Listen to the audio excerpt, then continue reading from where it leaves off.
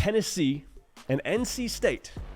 Well, 7:30 Eastern action on ABC, Bank of America Stadium in Charlotte, North Carolina. So how much this is a neutral site is probably up for debate. We'll see what it looks like on the broadcast. But for Tennessee, man, this is a game now we've talked about for a long time. This is the game where Nico Iamaleava, in his second start as the guy, this is where I think he proves and this Tennessee team proves how much of a college football playoff chops they have, if that makes sense. Now, I'm not saying anything about NC State. I'm trying to say more about Nico and his progress and this overall Tennessee's team's progress because they absolutely bodied Chattanooga last week. And Nico Iamaleava, even in a lesser competition setting, he was dealing the pill like a shady pharmacist. If he is definitive and decisive and dialed in like he was against Chattanooga in this game against NC State, the vibes should be and will be very, very high on Rocky Top. Now, that's the thing, though, right? It's a different setting for him. We'll talk more about that in a second, but, this is the biggest spot of his career. How does he handle that? I think how he handles that will tell us a lot about Tennessee's, again, their potential and what their path will be going forward here in terms of what they have to do to make the college football playoff. Now, for NC State, this is one of those games where you have the opportunity, I believe, to go from good to great because the ACC now, especially with what Florida State has done, seems to be very wide open. We'll see what Clemson is. Miami seems like they're going to be a very tough out, but NC State, I'm just saying this right now, seems to be some room near the top of the ACC. Go ahead and put yourself in that conversation. And I get it's not an ACC game, but still, if you want to be a college football playoff team, go beat Tennessee, give yourself a chance in ACC play, and we'll see where you're at the end of this whole thing. So NC State's been knocking on the door of great for a while now, in my opinion. This is their chance to keep it pushing. Tennessee fans, NC State fans, make sure you are subscribed right here to the On3 YouTube channel. College football season does not stop. Want y'all a part of it. Second thing I want to let y'all know, the hard count is brought to y'all by our friends over at Prize Picks. Now, Prize Picks is daily fantasy made easy. Easy to play, easy to withdraw your winnings. All you got to do to play Prize Picks is select 2 or more player projections. Hit the more or less on those player projections, whatever you think is going to happen, you're off to the races, squeezing the juice out of that college football Saturday. Now, if you want to get started with a little bit of some promo funds for you, you play $5 in lineups. Redeem code HARDCOUNT. Get yourself $50 in promo funds. Again, so code HARDCOUNT, name of this show. Get yourself $5 in lineups played and get yourself $50 in promo funds. Back to the prediction. So, keys to the game, man. Can NC State get Nico Iamaleava out of control? Because when you watch Nico against Chattanooga, I just said it a second ago, he looks just the epitome of composed and poised and not rattled. It's one thing to do that against Chattanooga at the crib. It's a whole other thing to do that against a Dave Doeren defense. All right? If I'm NC State, I try to get after him early. I try to disrupt his timing. I try to make him uncomfortable and make him feel like he is seeing ghosts. Throw different pictures at him. Because if you can mess with the quarterback and Josh Heupel's offense, that's like disrupting the Wi-Fi. Doesn't mean it's not going to work. Doesn't mean you won't still have some success now and then if you're Tennessee, but it does mean that things aren't going to work how you would like them to, or maybe not good enough to ultimately win the football game. So that's massive. Speeding up Nico is huge. Now, if you're Nico in that situation, we talked so much about his mobility, the way that he's able to throw on the run, the way that he's able to ad-lib and create space with his legs.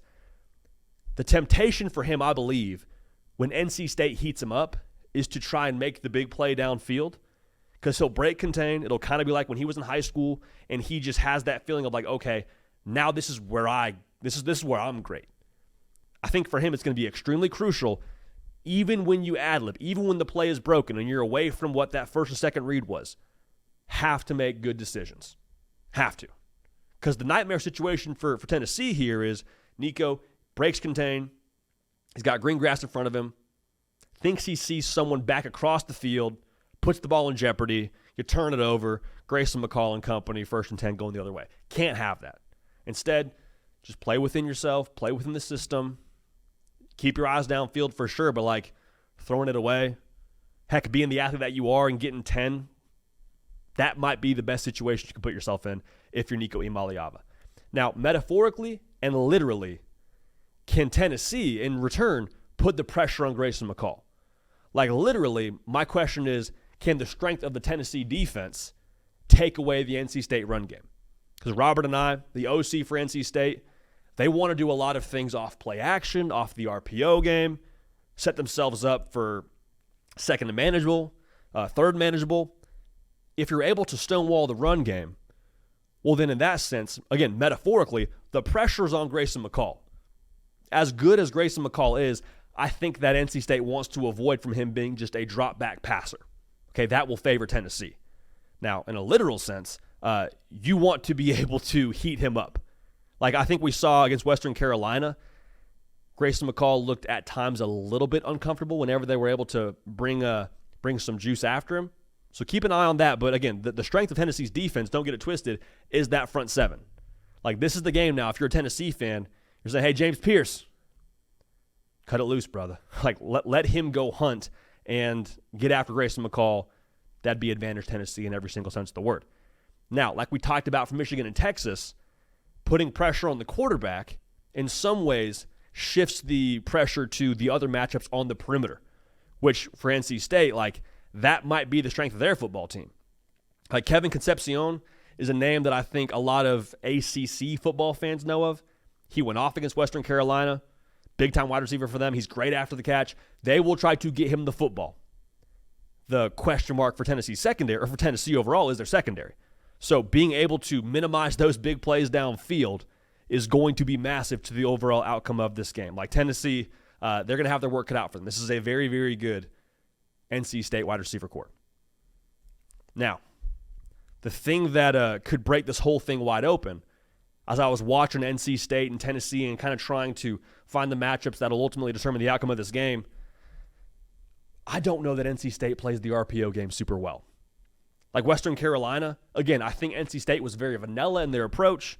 A lot of teams that played lesser competition week one were very, very, straightforward about how they operated. But like, they looked so out of sorts whenever Western Carolina would give them an RPO look, put the ball in the perimeter, or a quarterback run game. Like they looked very lost.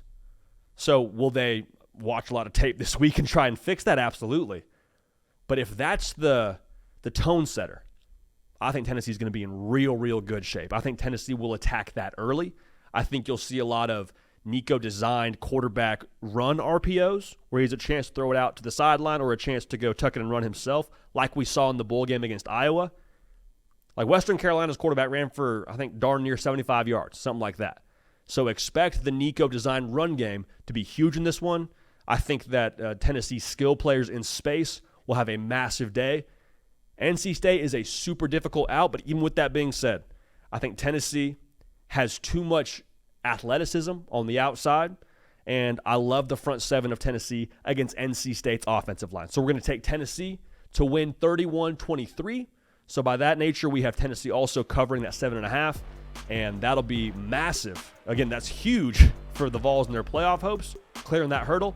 Maybe even more importantly, it's huge for their playoff hopes because of what it would say about Nico playing well in a spot like this.